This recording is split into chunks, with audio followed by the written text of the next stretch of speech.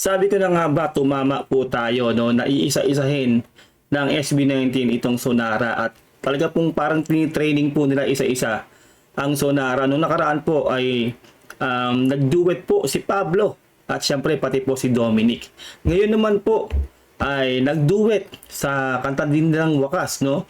Itong si Nami at si SB19 Estel aka Junard Ahero.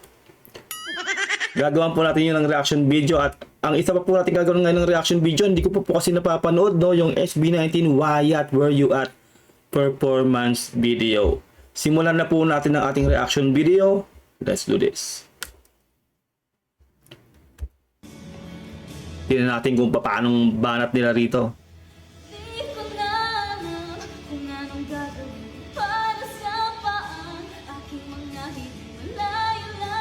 Nice.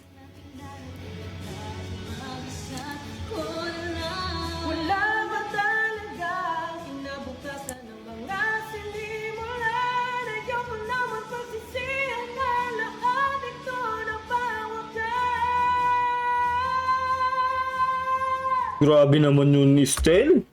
Masyado mo naman ginagalingan. Naku, mukhang mape-pressure talaga ang Sonara dito sa SB19 eh, no? Naku, Nami, galingan mo. Diretso natin.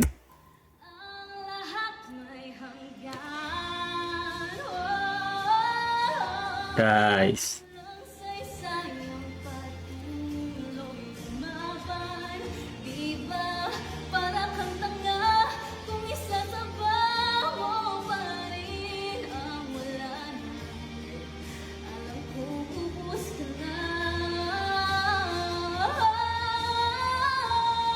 Pwede, no? Pwede, no? Pero syempre, alam naman natin, no, na nagsisimula pa lang tong mga girls, no? Day by day mag-i-improve po yan, no? Kaya mas maganda po talaga na tinututukan po sila ng mismong SB19, no? Yung pagkakabanat po dito ni Nami ay alalay lang, no? Alalay lang po siya dito at hindi po siya todong bumibirit, no? Ito po to, magandang step po to para po talaga po ma-practice yung kanilang mga vocals. Dahil alam naman po natin na kapag SB19 ang kumana, no? At syempre, ang partner pa niya rito si Estel, talagang ano ka rito, dapat talaga galingan mo. No, pero sa parte pong ito ay talaga pong kumbaga siguro talagang tinitraining po muna talaga sila para po maranasan lang po nila kung paano kantahin yung mga kanta ng SB19, no.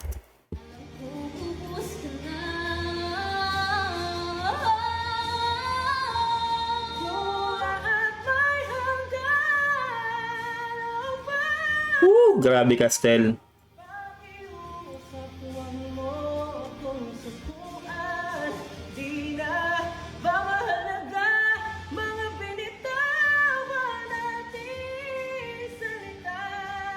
Grabe, no? Basic na basic kay Estel talaga, no? Wala talaga, ayawan na talaga. Pag talaga SB19 talaga, alam na natin ng kahinatnan, talagang napakatindi talaga. Sabi ko nga sa inyo, di ba nangangain ng CD ang SB19?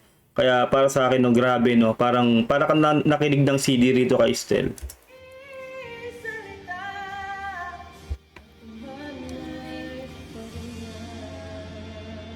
Nice. So, ibig sabihin lang po niyan, no? Talaga pong kada verse, no, o kada linya, no, sa kantang wakas, siguro iisa-isahin po talaga yan ng SB19 tong Sonara, yung 7, no, na member ng Sonara. Buuin po natin to, no? Buuin natin pakinggan para po manamdam po natin. Let's do this.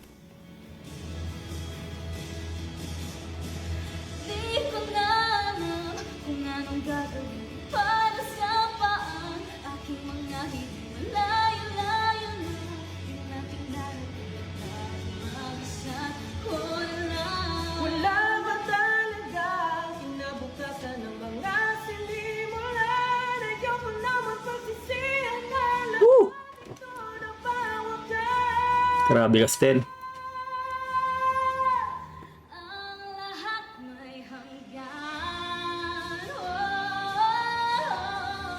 Nice.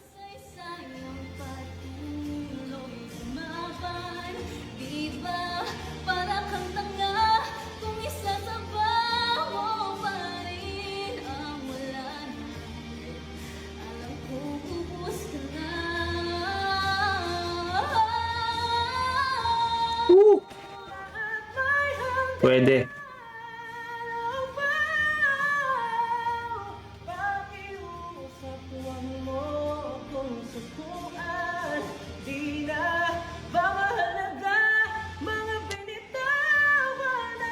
Grabe.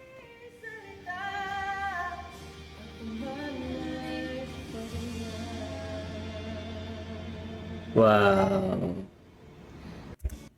Ayun po no, tapos inuna po talaga nila no ano no, inuna si Dominic tapos itong si Nami. Dalawa po sila talaga sa ano para sa akin na kailangan talagang mahaasarin talaga ng matindi dahil sila po yung talagang kumbaga para sa akin dalawang main vocals no sa sa Sonara. Sila po yung mga tumitira ng mga matataas talaga na verses no sa lalo po sa tabing kanta nila. Ayun, ngayon talagang tama po ang hinala ko na talagang iisa-isahin po talaga sila itong Sonara. Ngayon po no, itong si Nami ay ang nagduet dito ay si Stel. Baka sa susunod naman yung iba naman, baka si Justin naman saka si Jack o kaya si Ken. Abangan na lang po natin ulit na kanilang ilalabas. Isunod na po natin ang hindi ko pa rin po nagagawa ng reaction video. Ito pong Where You At o Wyatt na performance video ng SB19. Alam ko po napanood nyo na to pero gagawa ko po ng reaction video. Hindi ko po napapanood to. Let's do this. Alam niyo ba na isa to sa gustong-gusto kong kanta ng ng SB19 itong Wyatt.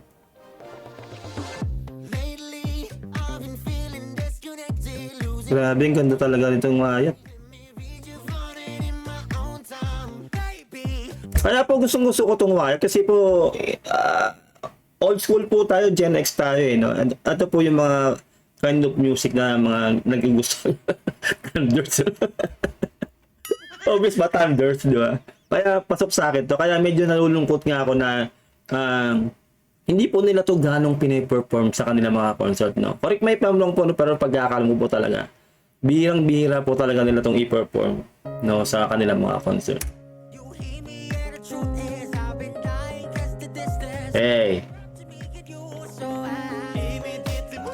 Tapos iba napakaangas po ng visuals, no? Ang galing nila na talagang classic talaga yung visuals nito, no? Lalong-lalo na yung official music video, di ba? Ang galing ng filter nila no? Lumang-luma Pati yung look talaga nila no? Old school Ang galing Oh yeah. Saka nakakuha pa si Stel ng ganun, no? Yung, alam niyo yung kwintas niya na yon, usong-uso noong araw yan. Itong style na yan, lalo sa mga hip-hop. Noong araw, no? Nauso rin niya sa mga hippie, no? Nung 70s.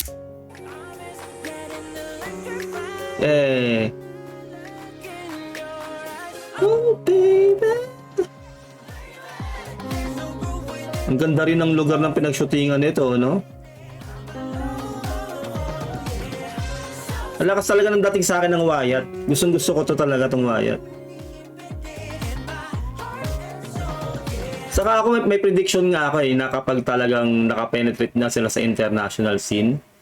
Tapos narinig talaga tong Wyatt. Para sa akin po, piniprediction ko na. At narinig to ng international audience talaga tong Wyatt. Marami pong magkakaroon ng gusto rito sa kantang to. Kasi para sa akin talaga, isa to sa talagang gustong-gusto ko at tumatak sa akin itong Wyatt. Sobrang sobrang ang gaan niyang pakinggan itong kantang Wyatt, pati yung music video. Galing ng transition, ano? Nice hair, Josh. Ang kulit, 70s sa 70s Ang galing din ng book ni Junard Saka yung step nila dito maganda rin talaga. Hataw na hataw dito si Ken Ang lakas talaga ng charisma nito para sa akin. Nung Wyatt. Kaya din ganun, nag-connect sila, di ba? Astig din talaga yan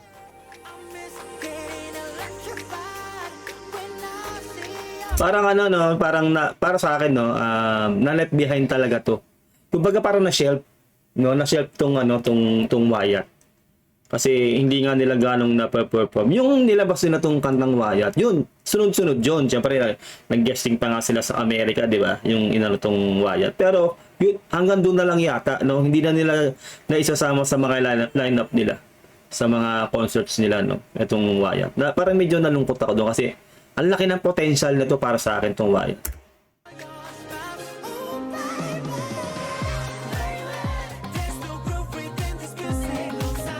Ang galing ng step, ano? So sad, connected, heart and soul.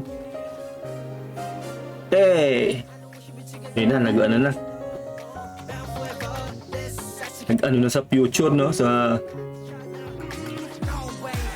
90s era na to. Ang galing yan, ah. Nakatawa si Josh dito, eh, oh. Mga pitik, eh. Ayos, eh.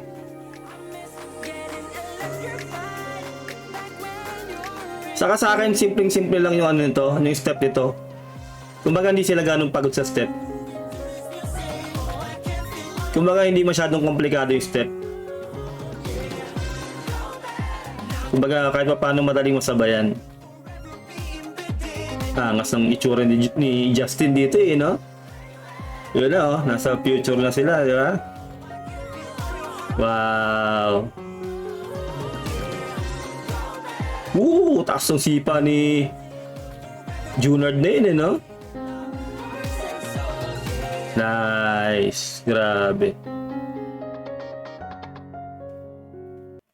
Grabe, no? So, ito palang performance video nila. Kumbaga parang galing din pala to sa ano, no, sa correct may pa sa official music video. Kumbaga siguro may mga tinanggal lang sila dun sa official music video. Ang ganda.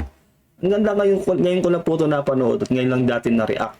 At yun nga yung sinasabi ko sa inyo, no, para sa akin po, no, napakalaki po ng charisma at potential ng Wayat na kanta na to. Para sa akin po, no, sana po hindi po nila to totally ma-share, no. Sana sa mga susunod din ng mga concerts, mga performance, sana i-perform pa rin po nila tong Wayat dahil para sa akin lang naman po gustong-gusto ko po talaga to. Iba po talaga yung dating nito sa akin. Napaka-easy niya sa pandinig, no? Talagang nakaka-boost ng dugo. Kumbaga, ano siya, hindi siya ganoon kabigat, hindi siya ganoon ka-melo, saktuhan lang siya. Talagang halimbawa pag may ginagawa ka, pakinggan mo to. Gaganahan ka sa ginagawa mo. At yun nga, para sa akin talaga, sana bigyan pa nila ng matinding priority itong Wayat, no, pagdating po sa kanilang mga live performance, lalo sa concert po nila. Kasi po, maganda po ito para sa akin talaga. Maraming salamat kung nakabot ka hanggang dito. Thank you very much sa mga always nanonood sa ating reaction video, sa mga always nagda-like. Maraming salamat. Ingat kayo lahat. God bless and peace out. Bye.